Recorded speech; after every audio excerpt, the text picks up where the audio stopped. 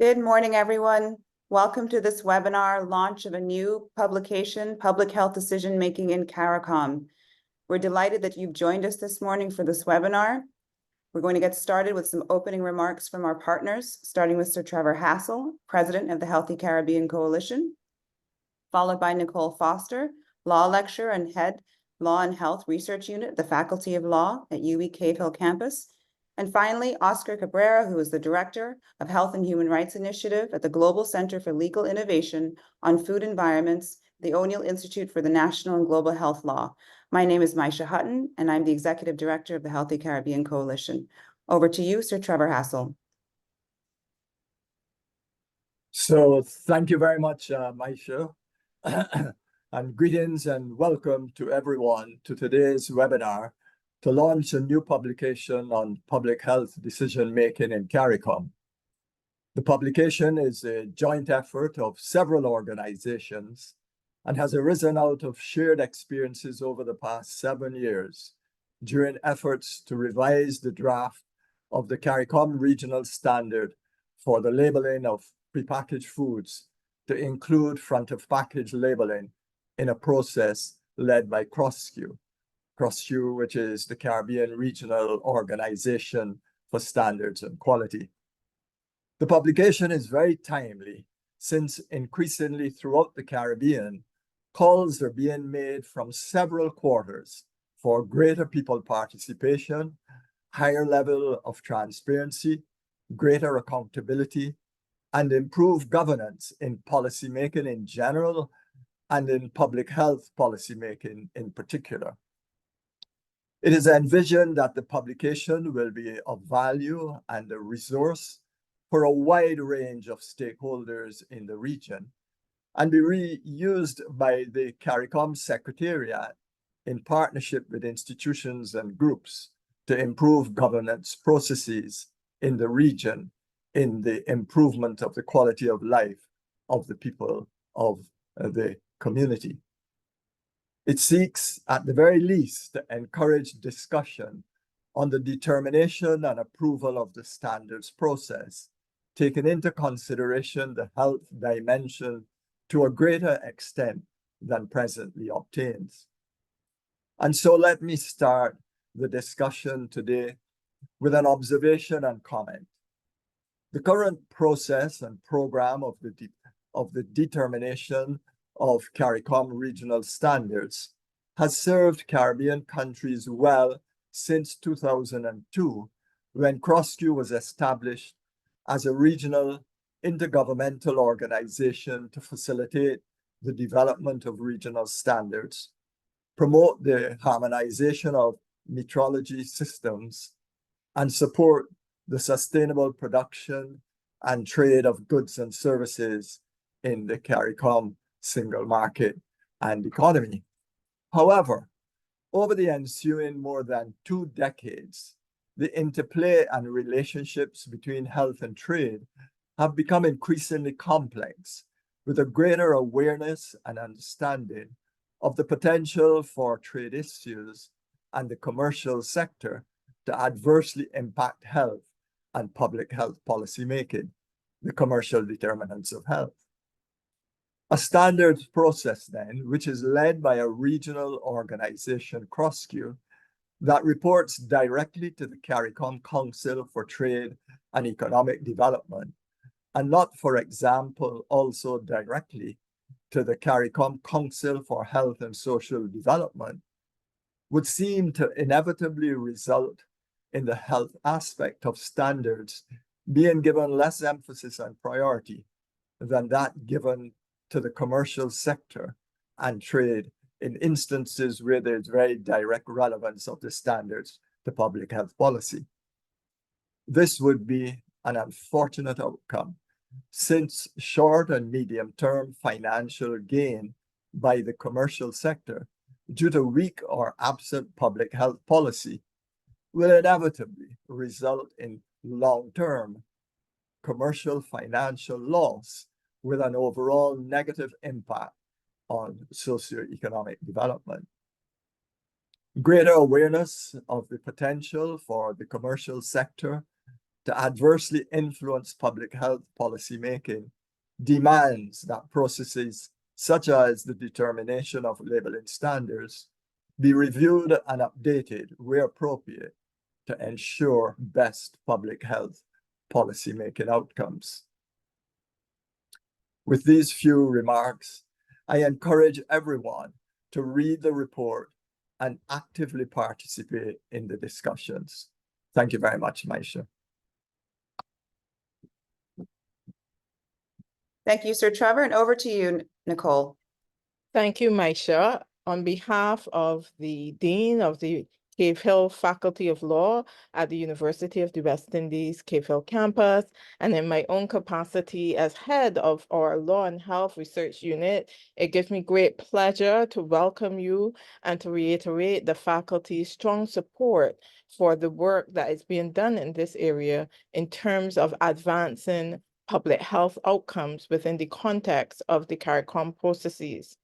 In this regard, I just highlight that the Law and Health Research Unit and the faculty more broadly has sought to engage in this space and bring value through bringing a legal lens, a sometimes overlooked and forgotten legal lens to these issues.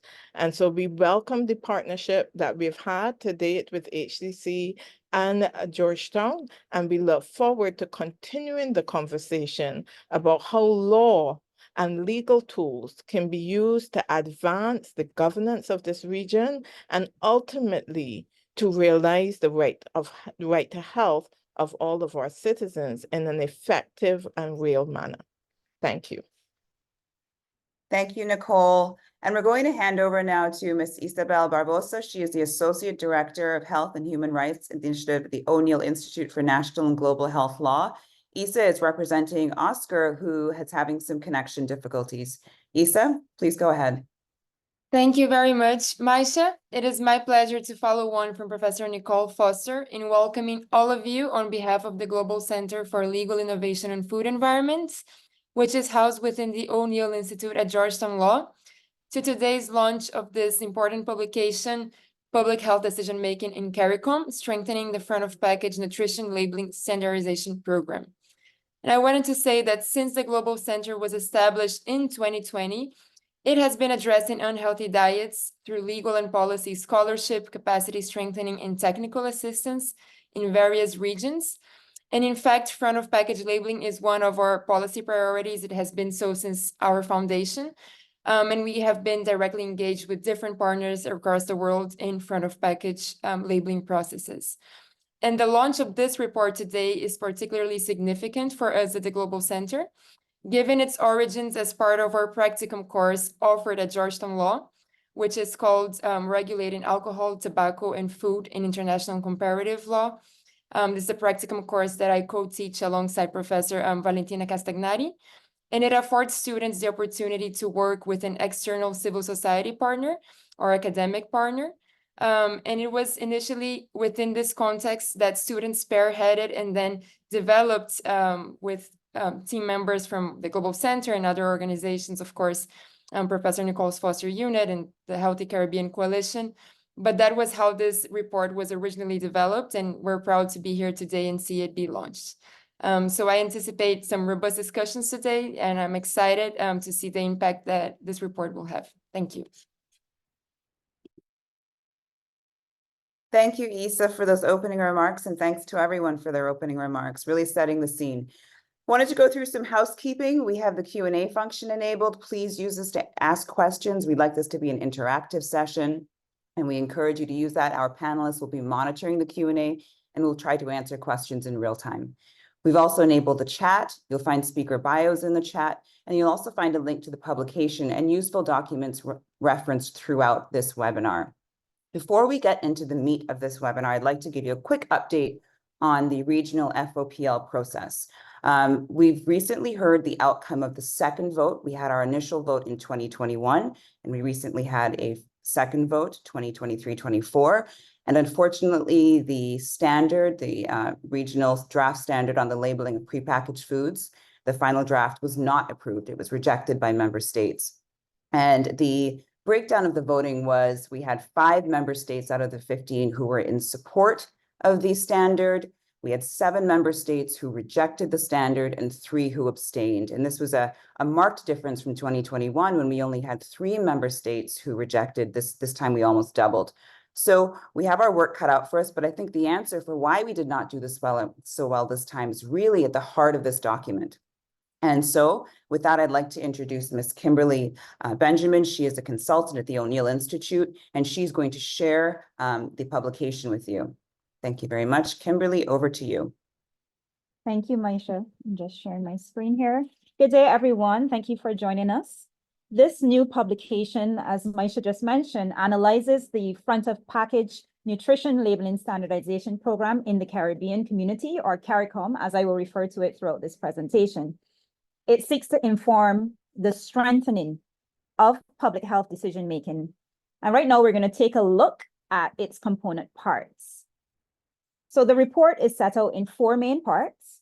The first part identifies the relevant players in the region's standardization process. The second part outlines how standards are developed and adopted. So really looking at the process.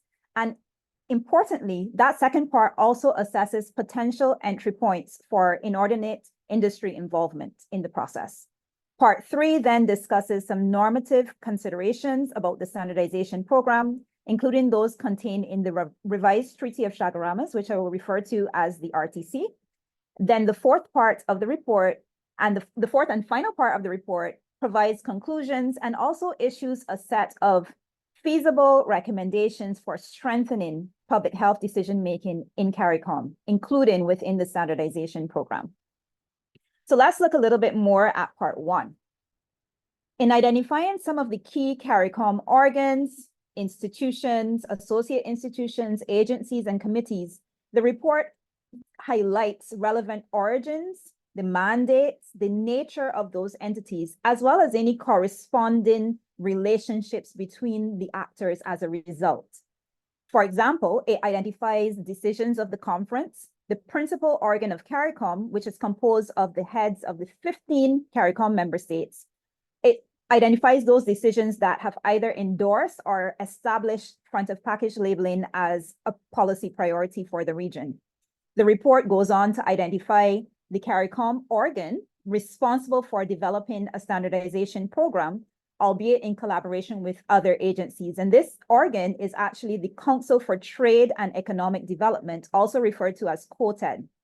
So COTED consists of ministers in charge of trade, of commerce, and of industry, and its mandate. Remember, I would have spoken earlier about the connection to mandates. COTED's mandate is to facilitate trade and to improve the quality of goods and services in the region, among other objectives. But among those objectives, none of them explicitly reference health. The report highlights that. With regards to the actual operationalization of the standards development program in the region, COTED primarily collaborates with the CARICOM Regional Organisation for Standards and Quality, also known as CROSQ. CROSQ is a community institution, and it has responsibility for developing and harmonizing regional standards to facilitate trade, to enhance efficiency in production and in the delivery of goods and services across the region, to improve quality of local goods, and to promote consumer and environmental objectives. Again, institutional objectives which do not explicitly reference health.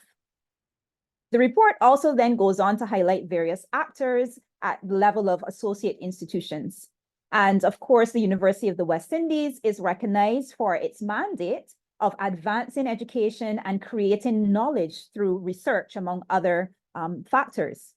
And the report also highlights how UE engaged in the process, such as through its collaboration with the Pan American Health Organization in various studies, such as the study pertaining to front of pack labeling in Barbados. And PAHO would have also engaged in a previous study in Jamaica. However, there's also the CARICOM Private Sector Organization, which the report highlights as one of those players in the region in this process.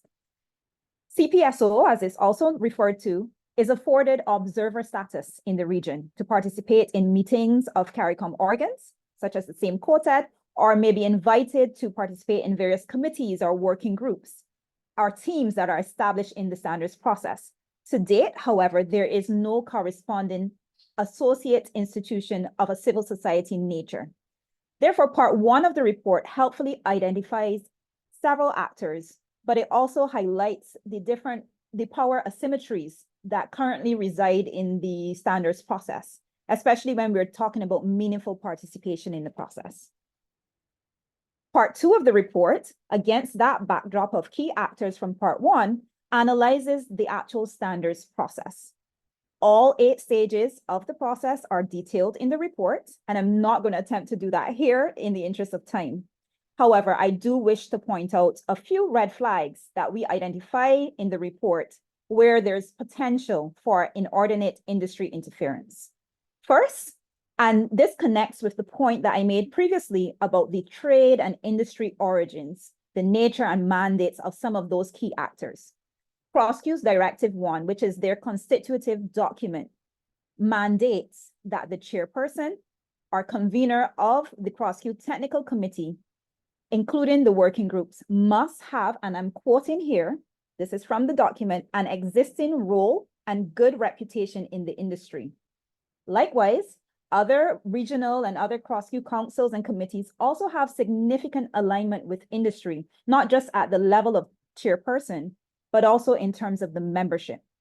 Then, where the regional process traverses the domestic sphere, such as where it involves the national standards bodies or the national mirror committees that are convened by those standards bodies, the report also identifies any gaps in governance in those particular entities. So for example, the national standards bodies by their very nature are industry and trade aligned. The Bureau of Standards of Jamaica, for example, is an agency of the Ministry of Industry and Investment and Commerce. Whilst in Barbados, the Barbados National Standards Institute describes itself as a joint venture between government of Barbados and the private sector. And then at the level of the National Mirror Committees, we identified various challenges, lack of standardization as it relates to composition of those committees, the level of participation, commenting, voting, the publishing or even access to information, and the time frame or the extension periods that were permissible in some countries versus others. What the Standards Development Program, assessing its program, has shown us is that an overarching entry point for potentially inordinate industry involvement is through any gaps in governance of such a multi-stakeholder standards development and harmonization process, including the general absence of publicly available written rules of engagement at both the regional and domestic levels. Part 3 of the report then goes on to consider whether the standardization program in the Caribbean complies with the normative requirements, such as those prescribed in the RTC, or the Revised Treaty of Chaguaramas that I mentioned earlier. And it discusses the consumer protection objective of the RTC, among others, and also analyzes the standards development program in relation to member states' international obligations, such as those outlined under the WTO, the World Trade Organization. And finally, part 4 of the report concludes that the standardization program in the Caribbean is vulnerable to inordinate private sector influence, but it helpfully goes on to identify some feasible recommendations for several of the actors that were identified earlier in the report. The recommendations are addressed to several of those actors and identify measures that they should implement to promote and ensure transparency and to diminish the limitations currently existing in the standardization program. Ultimately, it is crucial to strengthen the CROSCU standardization program to privilege decision-making that is free from conflicts of interest, including the science that underpins policymaking. Good governance mechanisms can increase transparency, foster accountability, and ultimately safeguard the policymaking space from vested interests. So the report itself, good governance, is a theme throughout it, and we invite you to read it. You can use the QR code to download a copy of the report for your perusal. Thank you very much.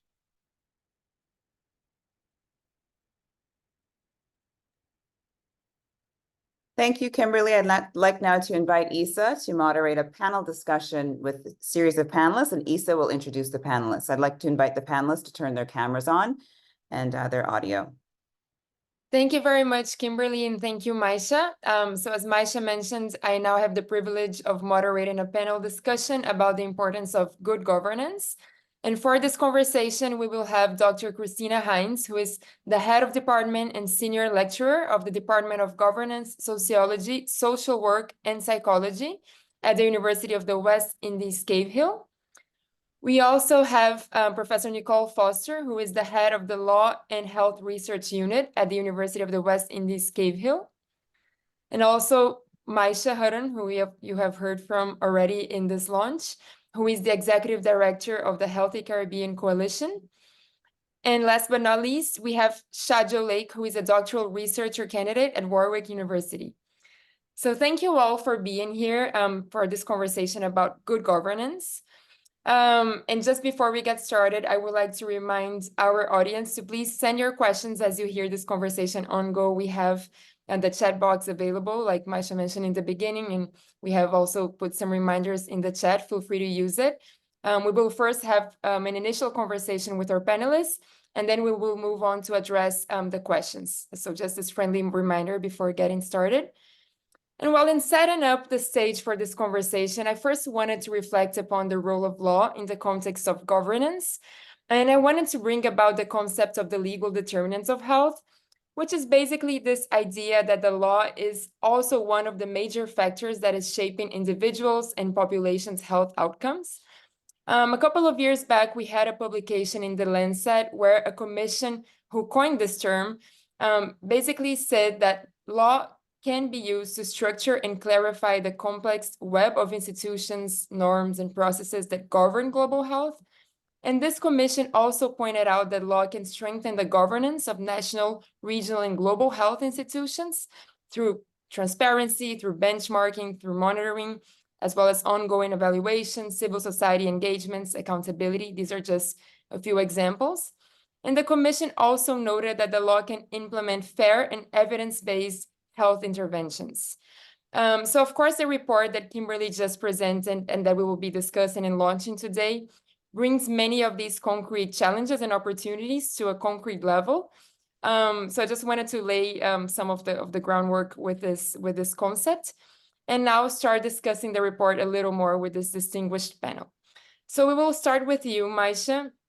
As you know, and as I mentioned a little bit in the beginning, each year we have students here at Georgetown Law, the O'Neill Institute's flagship course, this practicum course, that affords them the opportunity to work with our staff and with external partners to gain practical experience in using the law to prevent non-communicable diseases. So I was curious to hear from you why the Healthy Caribbean Coalition wanted to be involved in this project, particularly a project that focused on public health decision-making in CARICOM, and specifically on the analyzing and strengthening the front of package nutrition labeling standardization programs. Over to you. Thank you, Isa. Just to say again, we're so excited that the report has finally been released. We've been working on it for quite a while now with many, many actors across the region contributing. So it's really been a labor of love. HCC has been involved in the standards process since 2019 at both the national and regional levels. And we've had essentially two objectives. One was really to advocate in support of the standard. The standard calls for the introduction of the octagonal high and front of package warning labels using the PAHO nutrient profile model. And so we really wanted to ensure that that remained in the standard. And then to monitor the process from a transparency, accountability, and governance perspective.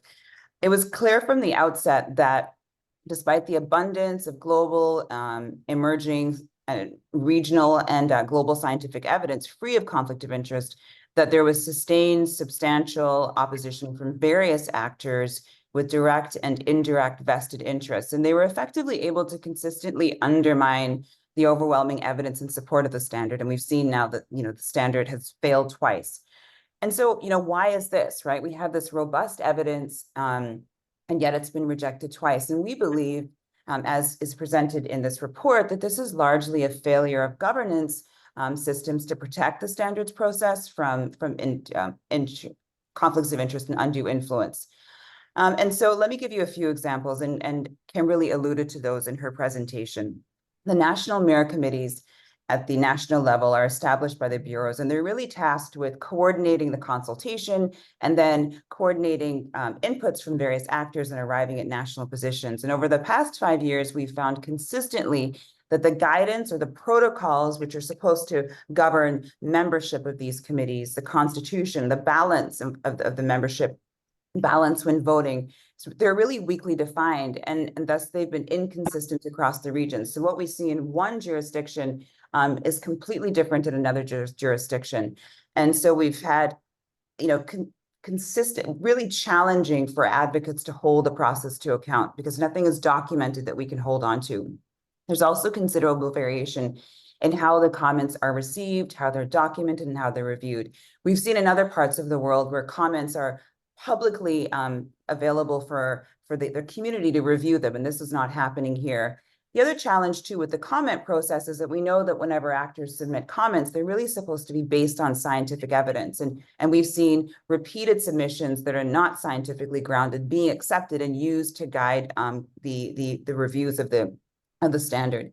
And at the regional level, while CrossQ is discharging its mandate, CrossQ, an arm of CARICOM, in developing this regional standard, enters CPSO, which then, introduced that it was itself going to undertake a process to determine the best labeling standard for the region. So we have these two processes in tandem, one that is mandated, another one that's just kind of come out. So, a kind of a governance issue at that level.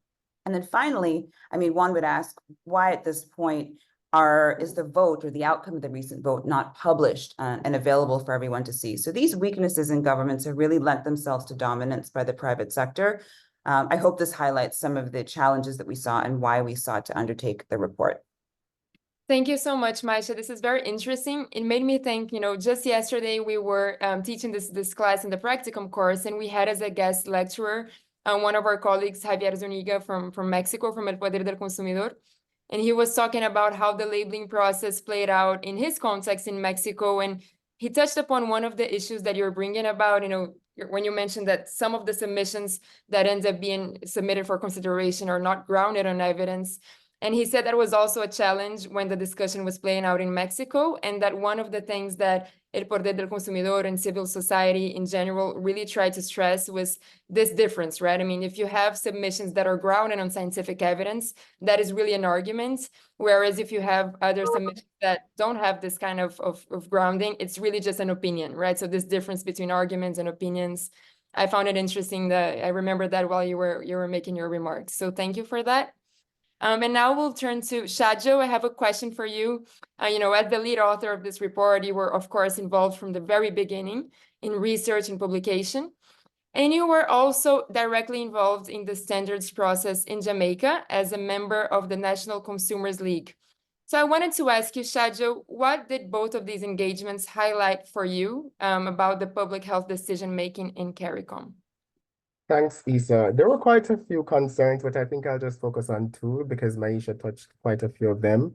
I think the first clear one was that transparency seemed to be undermined throughout the entire process. And it was parallel both at the national level and at the regional level. So for instance, as it regards access to information or how countries arrive at their national positions, that was a bit unclear.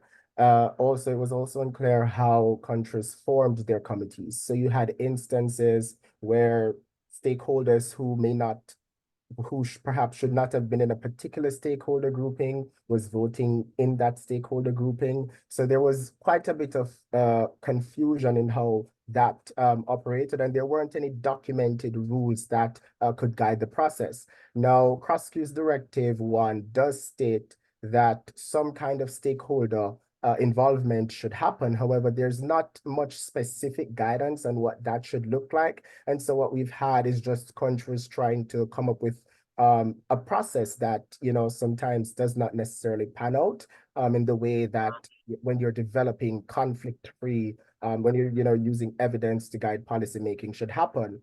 I think the second issue relates to conflict of interests. So the regional process, the CrossQ Directive 1 mandates that the chairperson of the regional of the technical committees at the CrossQ level should be someone from the industry, and that mandate seems to be premised on the TBT agreement and code of good practice, but those two instruments actually don't require that. And if you talk to any law student, they'll tell you that the perception of bias is something that is almost as serious as actual bias. And so in trying to ensure that the process not only is conflict-free, but seemingly conflict-free, that is something that was not manifest. And I think the second thing relates to how the process happened in Jamaica. So for instance, in the first round, there were complaints that there was a second round of voting that changed the initial vote. And then when I participated, something similar but quite different happened. After the vote, there was a deadlock, and the consumer org was invited to a series of meetings. And at that point, there was no need to have those meetings because the position could not be confirmed affirmatively because a 75% vote was required, and the votes were split 40-40-20. And at that point, the only logical conclusion that could be drawn was that there was a need to secure a firm no vote or opposition vote. And so these two things, I think, manifested quite clearly and very strongly in the process, the issue of transparency and I guess a sense of not properly managing conflicts of interest or not ensuring that the process is as free from conflict of interest as possible. Thank you very much, Shajo. I'm now going to turn to Dr. Christina Hines. So Dr. Christina, given some of these concerns that both Maisha and Shajo have been outlining for us, can you please shed some light on what are some of the basic principles or minimum standards for good governance? Good morning, thank you. It's a little bit of a tricky question for me because I challenge the notion of good governance itself as a notion that is very charged. It has a certain set of origins that are based on Western liberal democratic practices and let's say aspirations that are very hard for many countries and many kinds of institutions to live up to effectively, considering the existent political cultures. So you can't just graft so-called neoliberal good governance onto political cultures that exist in the Caribbean. You just can't, because our political cultures in this region exist in ways that tend to be very bureaucratic, quite authoritarian in their tendencies, and where there is openness, it tends to be in a kind of tripartite structure that will generally include the private sector and labor. And other organizations are as needed, you pick them up, you drop them back off. There's no consistent approach to that. So this is a process of getting so-called good governance. It may be a better idea to assess the quality of governance and the extent to which governance is good enough. That's a concept by Grindle, good enough governance. So are there efforts in place to move this process so that we have things that have been institutionalized that allow for important actors to be involved in different processes so that you get the best outcomes, so that you have diversity of actors involved, and so that this happens at the beginning of processes. And I think one of the things that is very important to consider is that this whole idea of governance is a political process. So thinking that you're going to get rid of power asymmetries is maybe a pipe dream, because there will be asymmetries in power. I don't know if that's sufficient. That is, no, thank you very much, Christina. That's very interesting. And it's a lead up into a follow-up question, I think, right? I mean, you mentioned in the end, power asymmetries and how they will exist against, the political and contextual situations that different countries and regions are experiencing. I was wondering if you can expand a little bit more on that, please, and just specifically thinking about processes like the ones that we are analyzing in this publication, the front of pack labeling discussion, and how that involves different actors, civil society. It involves, of course, different industry actors, which of course have also power asymmetry happening among them. So any thoughts on how to go about this and how to deal with the situation against this backdrop that you so accurately laid out, please? Well, one of the strategies that has been used in other policy contexts is the idea of networking and building relationships perhaps with the same industry players to get them to understand the perspective and to buy in more to the perspective that you have and the necessity of this, rather than meeting these players only at these meetings that are about consultations that have been put on by some regional entity.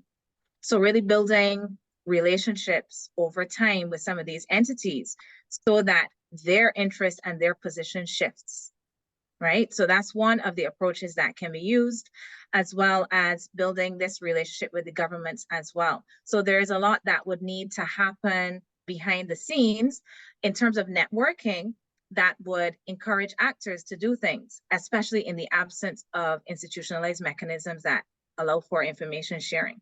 So if you make those kinds of connections and networking so that you get included in the provision of information, so that institutions that and non-governmental organizations that deal with health get more and more inclusion and are viewed as useful and worthwhile and knowledgeable actors in these different policy settings, it becomes easier and easier to access information. And especially in the context of the Caribbean, we know how things kind of work. We want to make them work better. So you still want to hold entities to account and say, you need to provide this information. This information has gone to this place, it hasn't gone to another, but you still kind of work behind the scenes so that you ask for information and you build these kind of relationships so that even if you have to do some of the sorts of things that other political actors will do, you get the information that you require. So what we're saying is that in addition to the scientific evidence and technical evidence, you have to do some political work as well. Thank you very much. Those are all very interesting points. When I was thinking about the first piece of your intervention and, the difficulty of dealing with these concepts that are very much rooted in Western, institutions and in ways of thinking, it actually also reminded me of a report that came out last year that was issued by the United Nations Special Rapporteur on the Right to Health, Dr. Tlaleng Mofokeng. And she essentially, throughout her mandate, she has taken this approach of decolonizing global health and has done a big effort to bring it to a very concrete level in different issues. And in this last report that I'm mentioning, she explored the issue of food, nutrition, and the right to health using this lens of decolonizing global health, and questioning many Western institutions or power concepts that we have incorporated in the global debate. And really bringing that to a concrete level, also in the issue of governance and talking about conflicts of interest, talking about participation and what that might look like with a rights-based perspective. And it also made me think of some of the previous interventions. I think, Shajo, Maisha, when you were talking about some of the challenges that you have seen play out throughout this process. Dr. T, as she is known, she does incorporate some of that in her report, specifically talking about transparency, I think access to information and how that might play out differently in different contexts. So I also wanted to bring this to the conversation before turning to Professor Nicole Foster. So Nicole, how feasible is it to apply some of these governance tools that have come up in some conversations, including in this report that I just mentioned, to public health decision-making in the Caribbean, such as the standards process, also considering something, some of these elements that Dr. Christina Hines has just brought to the table about the particularities of the political context in the Caribbean. Yes, thanks, Ezra, and thanks to Christina. It's always interesting to hear the political perspective on these issues. So I approach this issue very much from as a legal professional, and so my emphasis is going to be less on the political and more so on the role of law, as you've said, in the context as a legal determinant of health. The legal determinants of health, and I think in that context that notwithstanding that we do have within our territories unique societies within SIDS as small societies, everybody knows everybody, that kind of thing, persons wearing multiple hats, one person wearing multiple hats. And so it becomes very difficult to sort of in a sort of unnuanced way to just take and apply down to your context some of these tools, I still think there is important space. And when Christina spoke about the asymmetries, immediately my mind went to the law, right? The law is a great equalizer in that context, right? And in particular, conflict of interest policies and freedom of information legislation.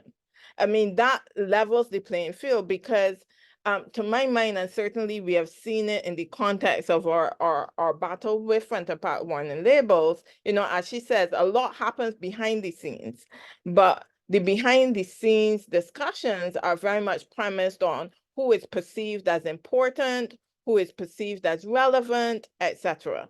And oftentimes, CSOs, and in particular health, I mean, even when we think about health in the context of governments, right? We always talk about how, you know, finance and foreign affairs and trade, those are the big ministries, right? Those are the ones that really have the clout. And then there's health that comes along. Of course, COVID showed us that health actually underpins everything, right? The whole country comes to a stop if health isn't taken care of. But we know that the perception is very different, yes? And the day-to-day ways in which the power and the influence of health is played out is very different.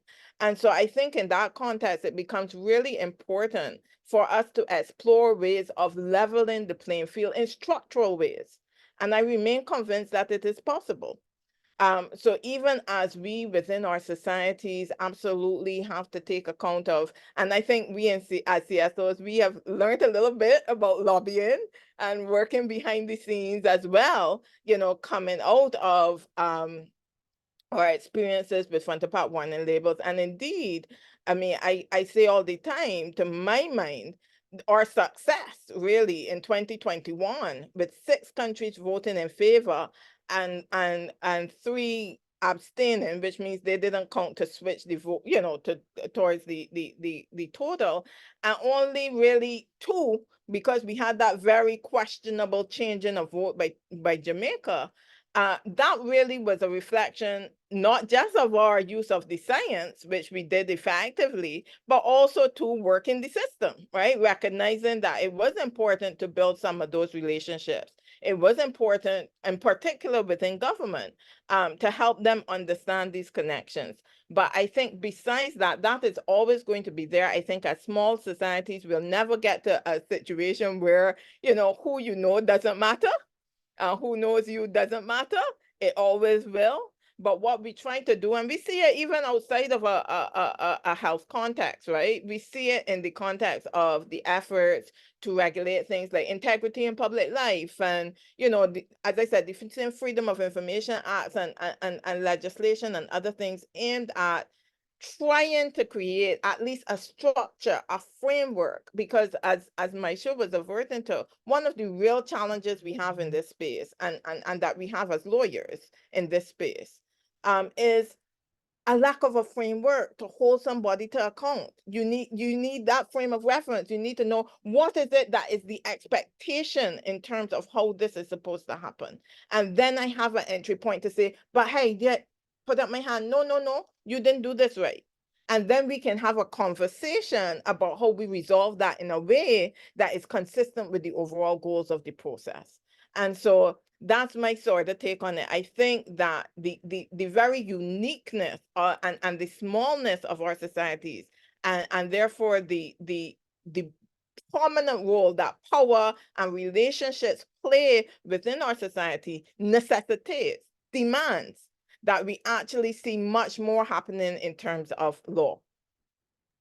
Thank you very much, Nicole. And it's interesting, you know, picking up on this conversation about the contextual elements, you know, and the informal things that happen in the background, but also the formal structures that might still be needed to move past some issues with conflicts of interest or power asymmetries.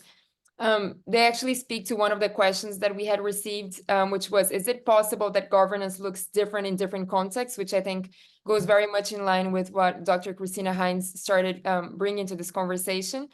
And then the question goes on to say, for example, governance occurs both formally and arguably even so informally in the close, small-knit Caribbean communities. So also this formal versus informal aspects that Nicole was just talking about, right? So the question asks, is it realistic, feasible to seek to address such informal decision-making governance, or, any other thoughts about this formal versus informal way to address some of these challenges that have been exposed by Maisha and Shajo? And I guess this question is open to whoever would like to share some thoughts about it. So if I may just jump in, I don't know, Christina may have some views as well, but I think the question goes back to, and I say again, yes, there's absolutely, and I think we have to be thinking about how we change the culture within our societies to ask that our communities demand more and better of our leaders. It cannot be acceptable that in 2024, we have governance of the type that we have. It cannot be. It is not acceptable to me as a 50-something-year-old individual, and I hope and pray that it is not acceptable to my 15-year-old son and my 12-year-old, 11-year-old son. They deserve better. They deserve a society in which their voice is heard and counts, in which, we don't give a blank check to politicians and they feel they can do whatever they like for 5 years. And I'm not naive. I know it's not going to change overnight, but if we don't challenge the system, it will never change. And if we don't challenge the system and show how just with small steps, we can begin to make changes that hopefully then over time redound to the benefit of the society as a whole, we will be forever spinning top in mud, as we say in Barbados. So I'll leave it there and maybe let someone else jump in. Thank you, Nicole. I think Maisha wanted to say something as well. Yeah, I just wanted to add, I think when we refer to governance, it's such a huge, it could be such a gigantic kind of concept. But in some of when we think about FOPL in particular, some of these are very basic, as Nicole said, very simple things, just such as guidance. Like, how do you vote? When do you vote? How are these committees constituted? And the lack of specificity and the weakness of that very basic guidance creates such inefficiencies. And we all know better, because these institutions often indicate that they have the guidance. The guidance is theirs. When you start to look in the details and you see the details aren't there. So I think that yes, there are some challenging areas of governance, but in many respects, from our perspective, we're referring to some of the very basic aspects, very simple things, just guidance, protocols, and access to information legislation. We are not even seeing minutes of meetings. We're not even seeing decisions that are made by the CARICOM community that are not being published. So very basic things that we don't, and yes, as Nicole said, I don't think we're fooled that they take resources, but at this point and at this stage, those are basic elements of governance that I think we need to do better. Thank you, Maisha. I think Christina also wanted to chime in. Yes, definitely. You're right. You do have to ask for better, but it is a process. So if you look at other policy areas and other fora, you can look at climate change action. And for instance, this took a long time. Could we afford to wait to deal with climate change? No, we can't really afford to wait on this issue either. But there are multiple strategies that need to be used, because there are entities that have interest in closure rather than transparency. So there has to be, part of the effort, it has to be about the procedures. It can't just be on the labeling, because you're not going to get the information that you need if you don't advocate to have procedures that are open and that are sensible. We're not going to get freedom of information legislation in most places quickly. So in the absence of that legislation, how do you work through these different CARICOM mechanisms to get what it is you need? And I think it's very important to remember that politicians are facing multiple pressures. And some of the pressures that they're facing come from industry players that, in places where we do not have legislation that deals with campaign financing, that also may be serving particular kinds of potential functions. So as much as it is important to focus on politicians, I would reiterate, it's important to focus on these other actors that are involved in the process. Because you're not just trying to change perceptions in the public about what's good to eat, what's junk, what's less good to eat. You need to change perceptions in the private sector as well. How can they make money off of this? How can this be useful for them? And if you look at other initiatives, they've done this as well. So there are entities now that are so focused on selling green everything because of climate change, you have to shift their interests. So it's a lot of work that's required to shift their interests and government's interests and societal perceptions. Thank you, Christina. Your point about, just being not about labeling specifically, but also about the broader conversation around procedures.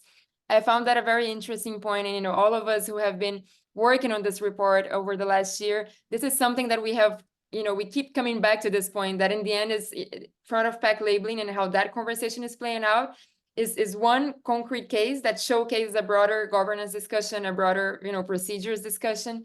And some of us, Maisha and Nicole, we were just recently in a conference called Food Governance Conference in Australia. And one of the topics that also kept coming up throughout different panels was, it's not necessarily about food governance, it's about governance, right? I mean, how different topics are intersecting. So I found that very interesting. And we also had, it wasn't really a question, but it was a comment in the chat that touched upon this concept of kind of multi-stakeholder approaches to governance. And I wanted to bring some of that to this conversation because it was also a point that came up in this report that I just mentioned that was issued by Dr. Dwelling Mofokeng last year. And she talked about how this multi-stakeholder approach was important, but that it was also important to not let it overshadow the fact that states are the ultimate responsibles, governments are the ultimate duty bearers. She was thinking about this from a rights-based perspective. So she was thinking about duty bearers. And the role that states have in really setting the rules, and making the procedures clear and making sure that they were doing what was up to them when it came to preventing and managing conflicts of interest and to ensuring participation of different actors with a balanced power asymmetry approach to that.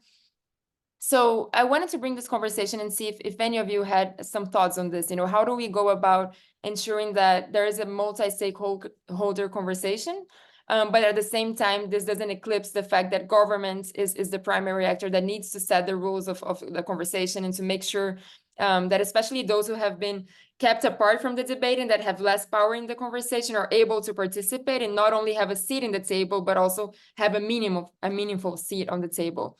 Does anyone have any thoughts on that you would like to share with the audience?